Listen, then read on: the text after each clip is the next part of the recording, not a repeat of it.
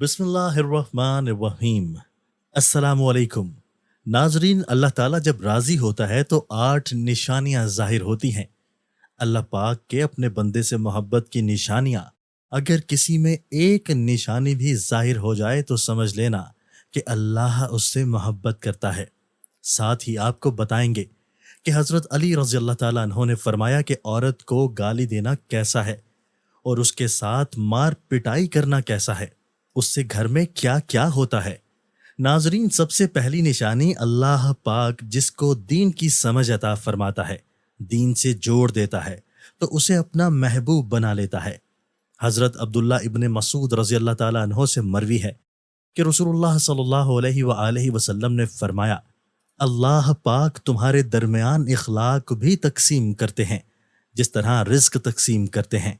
अल्लाह पाक दुनिया उसको भी देते हैं जो अल्लाह पाक का प्यारा हो या ना हो, लेकिन अल्लाह पाक दीन की समझ सिर्फ उसे देते हैं जो अल्लाह पाक का महबूब होता है। इबादत की मोहब्बत, कुरान की मोहब्बत, अल्लाह पाक की मोहब्बत, अल्लाह के ज़िक्र से मोहब्बत, रसूलुल्लाह सल्लल्लाहु अलैहि वसल्लम पर दुरूद व सलाम भेजने का शौक़ और तड़प, ये वो चीज़ें हैं जो इस बात की निशानी हैं कि अल्लाह ने इसे बहुत प्यारा बना लिया है। दूसरी निशानी, रसूलुल्लाह सल्लल्लाहु अलैहि वसल्लम ने फरमाया, अल्लाह जिसे अपना बनाते हैं तो फिर उस पर थोड़ी सी आजमाइश भी डालते हैं। यानी अल्लाह पाक देखना ये चाहते हैं कि ये बंदा मेरे फैसले पर राजी होता भी है या नहीं। जो राजी हो जाए, अल्लाह पाक उसे दुनिया में भी राजी करते हैं और आखिरत में भी राजी करेंगे। जो उस वक्त बौखलाहट का शिकार हो जाएगा कि ये क्या हो गया मेरे साथ, मैं तो नमाज भी पढ़ता हूँ, कुरान पाक की तिलावत भी करता हूँ, फिर मुझे बुखार क्यों आ गया है, मैं तो दीन का कारबंद हूँ, फिर मुझे क्यों फिक्र हो रही है। तो ऐसा नहीं सोचना चाहिए। हज़रत बिलाल हबशी रज़ी अल्लाह ताला अन्हो से किसी ने पूछा कि आप बड़ी तौहीद की बातें करते हैं, तो आपको इतनी बुरी तरह से मार क्यों पड़ती है। तो आप रज़ी अल्लाह ताला अन्हो ने फरमाया कि तुम भी तो बाजार जाकर बर्तन खरीदने से पहले उसे बजा कर देखते हो कि मट्टी सही तरह से लगी है या नहीं। बस अल्लाह ने भी मुझे आजमाया था। उसके बाद यही वो गुलाम था जिसका रंग भी काला था, मोटे मोटे होंठ थे, जिसके बारे में अल्लाह के प्यारे रसूल सल्लल्लाहु अलैहि वसल्लम फरमाते हैं कि जब मैं जन्नत में जा रहा था, जब मुझे मिराज कराई गई, तो आगे आगे किसी के चलने की आहट सुनाई दी। मैंने हज़रत जिब्राईल अलैहिस्सलाम से पूछा, ये कौन है। जवाब मिला, ये बिलाल हबशी हैं जो आपके आगे आगे चल रहे हैं। हुजूर पाक सल्लल्लाहु अलैहि वसल्लम जब वापस आ गए तो हज़रत बिलाल रज़ी अल्लाह ताला अन्हो से पूछा कि तुम कौन सा अमल करते हो। बिलाल हबशी रज़ी अल्लाह ताला अन्हो ने फरमाया कि आपने ही तो फरमाया था कि हर वक्त बावुज़ू रहना, तो मैं हर वक्त वुज़ू की हालत में रहता हूँ, और जब भी मैं बेवुज़ू होता हूँ तो उसी वक्त नया वुज़ू कर लेता हूँ, और जब वुज़ू करता हूँ तो तब 2 रकत नमाज भी पढ़ लेता हूँ। चलते ज़मीन पर हैं और कदमों की आहट जन्नत में सुनाई देती है। तो आजमाइश अल्लाह पाक की मोहब्बत की दूसरी निशानी है। इसीलिए अगर कोई फ़िक्र या परेशानी में हो, उसे ये मतलब नहीं होता कि ये पता नहीं कि मुझे क्या हो गया है। अल्लाह पाक अपने प्यारों को ही आजमाता है। तीसरी निशानी तो बहुत ही ज़्यादा खूबसूरत निशानी है, जिससे पता चल सकता है कि अल्लाह पाक किससे राज़ी हैं और हमसे मोहब्बत करते हैं या नहीं। अल्लाह पाक जब किसी बंदे से मोहब्बत करते हैं तो उसकी तरफ खूबसूरत बदलाव लाते हैं। हदीस में आता है कि जब अल्लाह पाक किसी से मोहब्बत करते हैं तो अल्लाह पाक हज़रत जिब्राईल अलैहिस्सलाम को फरमाते हैं, उसके बाद आसमानों में ज़लज़ला आ जाता है, जब फरिश्ते बेहोश हो जाते हैं, और फिर जब अल्लाह के हुक्म से सब होश में आते हैं तो सबसे पहले हज़रत जिब्राईल अलैहिस्सलाम को इजाज़त होती है। तो हज़रत जिब्राईल अलैहिस्सलाम सवाल करते हैं कि हमारे रब ने क्या फरमाया है, और उसके बाद खुद ही कहते हैं कि अल्लाह ने जो भी फरमाया होगा वो हक फरमाया होगा। फिर अल्लाह फरमाते हैं, जिब्राईल, मैंने आज इस बंदे को अपना महबूब बना लिया, तुम भी इसे अपना महबूब बनाओ। हज़रत जिब्राईल अलैहिस्सलाम भी उस बंदे से मोहब्बत करने लगते हैं। फिर हज़रत जिब्राईल अलैहिस्सलाम को हुक्म होता है, آسمان کے تمام فرشتوں کو خبر دے دو، یہ اللہ کا پیارا بن گیا ہے۔ حضرت جبرائیل علیہ السلام، آسمان کے تمام فرشتے اور تمام نورانی مخلوقات بھی اس سے محبت کرے۔ ساتوں آسمان کے کھربوں فرشتے اس سے محبت کرنے لگتے ہیں۔ پھر ایک فرشتہ آسمان سے دنیا میں آتا ہے اور اعلان کرتا ہے کہ اے لوگو، فلاں شخص اللہ کا محبوب ہے۔ حضرت جبرائیل علیہ السلام اور تمام آسمانوں کی نورانی مخلوقات اس سے محبت کرتی ہے، تم بھی اس سے محبت کرو۔ اور پھر دنیا والوں کے دلوں میں اللہ پاک اس بندے کی محبت ڈال دیتا ہے۔ تو اس لیے دنیا میں دو کام ضرور کرو جس کو کرنے سے اللہ ہم سے راضی ہو جائے، ہمیں اپنا محبوب بنا لے، انشاءاللہ دنیا اور آخرت میں کامیاب ہو جائیں گے۔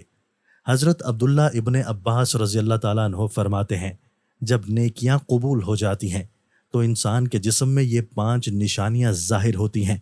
نمبر 1، جب انسان کی نیکی قبول ہو جاتی ہے تو اس کی وجہ سے اس کے چہرے پر عجیب سی رونق آ جاتی ہے، یعنی وہ انسان دنیا کے سامنے اپنی خوشی کا اظہار اپنی مسکراہٹ اور بشاشت کے ساتھ کرتا ہے۔ وہ ہر ایک وقت خوش رہتا ہے، بلکہ یوں لگتا ہے کہ اس دنیا میں اس سے بڑا سکون و وقار والا کوئی نہیں ہے۔ لگتا ہے کہ اسے دنیا کا کوئی غم ہی نہ ہو۔ یہ خوشی ہر ایک کو نصیب نہیں ہوتی۔ نمبر 2، اس کا دل روشن ہو جاتا ہے، یعنی وہ ہر وقت اللہ کے وعدوں پر امید رکھتا ہے۔ اس کے پاس کچھ ہو یا نہ ہو، لیکن اس کے دل میں اتنی خوشی ہوتی ہے کہ اس کو کوئی پرواہ ہی نہیں ہوتی۔ اور یہ یاد رکھنا کہ امیر انسان مال سے نہیں بنتا، بلکہ امیر ہمیشہ دل سے بنتا ہے۔ حضرت علی رضی اللہ تعالیٰ عنہ فرماتے ہیں، دولت مٹی کی طرح ہے اور مٹی کو پیر کے نیچے رکھنا چاہیے۔ اگر سر پر چڑھاؤ گے تو وہ قبر بن جائے گا، اور قبر زندہ لوگوں کی نہیں ہوتی۔ نمبر 3، جب کسی کی نیکیاں قبول ہو جاتی ہیں تو اس کے جسم میں نیکی کی طاقت آ جاتی ہے اور شیطان اسے گمراہ نہیں کر سکتا۔ شیطان سے بچنے کی قوت اللہ اس کے جسم میں پیدا کر دیتا ہے۔ نمبر 4، وہ اپنے مال و دولت میں فراوانی پیدا کرتا ہے، یعنی اللہ اس کے رزق میں برکت پیدا کرتا ہے۔ وہ چاہے لوگوں پر کتنا بھی خرچ کرے، ضرورت مندوں کو کتنا بھی بانٹے، اس کی دولت میں کمی نہیں آتی۔ حضرت علی رضی اللہ تعالیٰ عنہ فرماتے ہیں، نصیب کا رزق انسان کو ایسے تلاش کرتا ہے جیسے مرنے والے کو اس کی موت۔ نمبر 5، لوگوں کے دلوں میں اللہ اس کی محبت پیدا کر دیتا ہے، یعنی جب اللہ اپنے بندے سے خوش ہوتا ہے تو اس وقت اس کی محبت لوگوں کے دلوں میں پیدا کر دیتا ہے۔ ناظرین، اب ہم آپ کو بتاتے ہیں عورت کی ذمہ داری کیا ہے۔ حضرت علی رضی اللہ تعالیٰ عنہ نے فرمایا، عورت کی سب سے بڑی ذمہ داری کیا ہے؟ حضرت علی رضی اللہ تعالیٰ عنہ کی خدمت میں ایک شخص آیا اور دستے ادب کو جوڑ کر عرض کرنے لگا، یا علی رضی اللہ تعالیٰ عنہ، میری بیوی میرے گھر کا کام صحیح نہیں کرتی، نہ میرے کپڑوں کی دیکھ بھال کرتی ہے، نہ گھر کی صفائی ٹھیک طرح سے کرتی ہے، تو کیا میرا ڈانٹنا غصہ کرنا صحیح ہے؟ بس یہ کہنا تھا۔ حضرت علی رضی اللہ تعالیٰ عنہ نے فرمایا، اے شخص، کس نے کہا کہ تمہاری بیوی پر تمہارے گھر کا کام واجب ہے؟ یاد رکھنا، اسلام نے عورت کی عزت کو جتنا بلند کیا ہے اتنا کسی مذہب نے نہیں کیا۔ میں نے اللہ کے رسول صلی اللہ علیہ وآلہ وسلم سے سنا کہ عورت کی سب سے بڑی ذمہ داری یہ ہے کہ وہ اولاد کی اچھی پرورش کرے اور وہ اپنی اولاد کا خیال رکھے، لیکن اگر اولاد کی پرورش کرنے کی اجرت شوہر سے مانگنا چاہے تو وہ بھی مانگ سکتی ہے۔ اور تم گھر کے کام کی بات کرتے ہو، اگر عورت خوشی سے گھر کا کام کرتی ہے، گھر کو سنبھالتی ہے، تو یہ اس کی عظمت ہے، یہ اس کا بڑا پن ہے۔ اس کا شکریہ ادا کیا کرو، اس کا احترام کیا کرو۔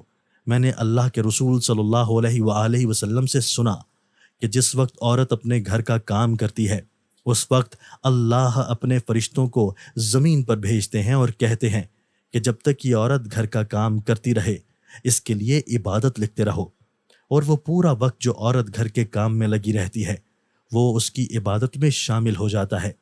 یہ عورت کی عظمت ہے کہ وہ تمہارے گھر کو جنت بناتی ہے، تمہارے بچوں کو عظیم انسان بناتی ہے۔ لیکن اگر کوئی عورت پر ظلم کرے، گھر کے کام کی وجہ سے اسے ٹوکتا رہے، اس پر ظلم کرتا رہے، تو روز محشر میں اللہ اس انسان کو گدھے کی شکل میں اٹھائے گا اور دوزخ کا ایک دروازہ ان لوگوں کے لیے کھولا جائے گا، اور یہ کہا جائے گا کہ یہ وہ انسان ہیں جنہوں نے اپنی ہی عورتوں پر ظلم کیا، ان کو حقیر سمجھا اور ان کو غلام سمجھا۔ ناظرین، اب ہم آپ کو بتاتے ہیں حضرت علی رضی اللہ تعالیٰ عنہ نے فرمایا، گھر میں عورت کا رونا کیسا ہے، عورت پر ظلم کرنے کی کیا سزا ہے۔ حضرت علی رضی اللہ تعالیٰ عنہ راستے سے گزر رہے تھے، دیکھا کہ ایک شخص اپنی بیوی پر ظلم کر رہا تھا۔ حضرت علی رضی اللہ تعالیٰ عنہ ان کے قریب گئے اور فرمانے لگے، اے شخص، اللہ سے ڈرو، تمہاری مفلسی، پریشانی اور رزق میں تنگی کا سبب یہ ہے کہ تمہاری بیوی تمہاری وجہ سے تمہارے ہی گھر میں روتی ہے۔ میں نے رسول اللہ صلی اللہ علیہ وآلہ وسلم سے سنا ہے کہ جس گھر میں عورتیں روتی ہیں اس گھر میں رزق کے فرشتے نہیں آتے، اور یوں اس گھر میں رہنے والے مردوں کے رزق کی راہیں تنگ ہونے لگتی ہیں، اور یوں وہ پریشانی اور مفلسی میں گرفتار ہو جاتے ہیں۔ یاد رکھنا، اللہ نے اولاد مرد کی تقدیر اور دولت عورت کی تقدیر میں لکھی ہوئی ہے۔ اگر تم یہ چاہتے ہو کہ تمہارے رزق میں فراوانی ہو اور عزت، شہرت، دولت دن بدن بڑھتی جائے، تو اپنے گھر میں اپنی عورتوں کا خیال رکھو، انہیں خوش رکھو۔ اللہ کے فضل و کرم سے تم عزت، شہرت اور دولت میں فراوانی پاؤ گے۔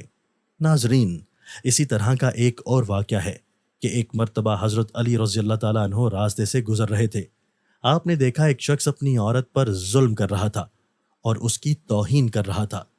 حضرت علی رضی اللہ تعالیٰ عنہ ان کے قریب گئے اور فرمانے لگے، اے شخص، یاد رکھنا، اللہ نے مرد کو طاقتور اس لیے بنایا ہے تاکہ وہ عورت کی حفاظت کر سکے، نہ کہ عورت پر ظلم کر سکے۔ میں نے نبی کریم صلی اللہ علیہ وآلہ وسلم سے سنا ہے کہ جو مرد اپنی عورت پر ظلم کرتا ہے تو اللہ اس پر لعنت بھیجتے ہیں۔ تو اس نے کہا، یا علی رضی اللہ تعالیٰ عنہ، یہ میرے نکاح میں ہے، میں اس سے جو بات کہتا ہوں یہ میری بات نہیں مانتی۔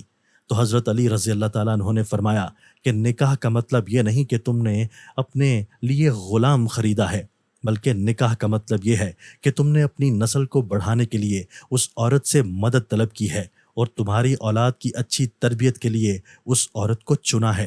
اے شخص، جس سے مدد لی جائے اس کو غلام نہیں سمجھتے، اور جو تمہاری اولاد کو پروان چڑھائے اسے حقیر نہیں سمجھتے، بلکہ تمہیں تو اس کا شکر گزار ہونا چاہیے۔ یاد رکھنا، عورت پر ظلم کرنے کا مطلب ہے اولاد کی بغاوت۔ آنے والے وقت میں اولاد اس عورت کے جسم سے تمہیں نصیب ہوگی تو اس کے وجود میں تمہارے لیے بغاوت ہی بغاوت ہوگی۔